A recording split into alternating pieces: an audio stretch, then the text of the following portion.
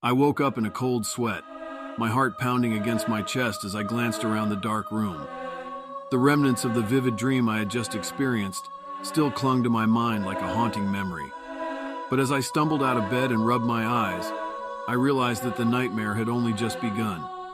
As the morning sun pierced through the curtains, I tried to shake off the remnants of my restless sleep. But something felt off.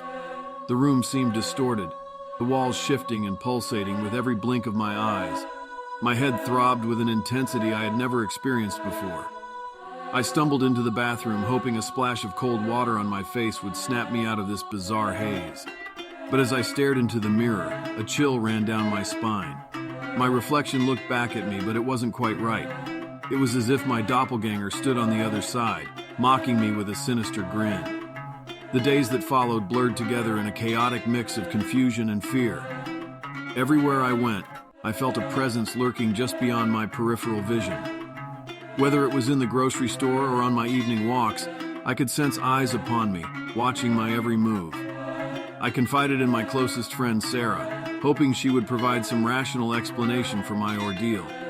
But as I poured my heart out, her eyes widened with concern. She reached out and gently touched my hand, her voice filled with trepidation. "Listen, I don't know how to say this, but I saw you yesterday at the park. You were sitting on a bench staring off into the distance, but when I approached, you didn't respond.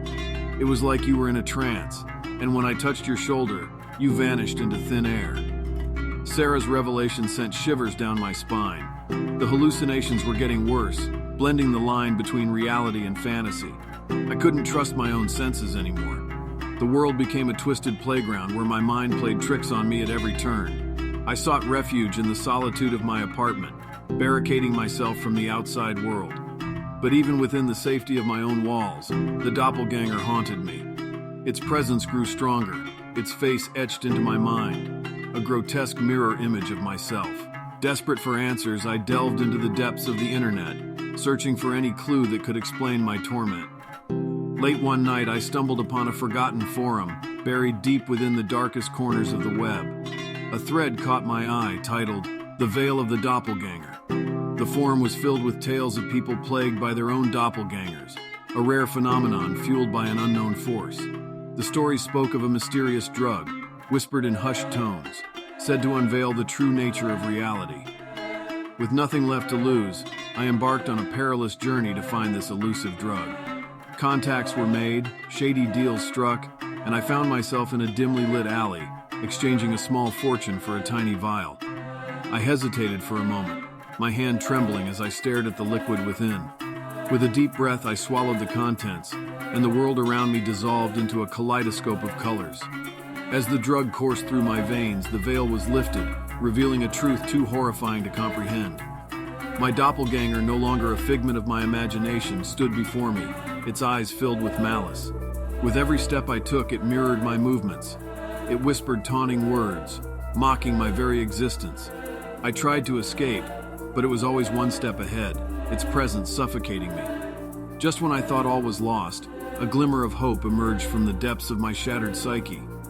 I realized that the doppelganger was a manifestation of my deepest fears and insecurities. It thrived on my vulnerability, growing stronger with every ounce of doubt. With newfound determination, I faced my doppelganger head-on. I stared into its eyes, refusing to be consumed by its malevolence. Slowly it began to fade, dissipating like smoke in the wind. As the last remnants of the drug's effects wore off, I found myself standing in the quiet solitude of my apartment. The world had returned to normal, the hallucinations banished to the recesses of my memory. But the experience had changed me. I had conquered my fears, confronted the darkest parts of myself, and emerged stronger on the other side. I knew that life would never be the same again, but I was ready to face whatever challenges lay ahead.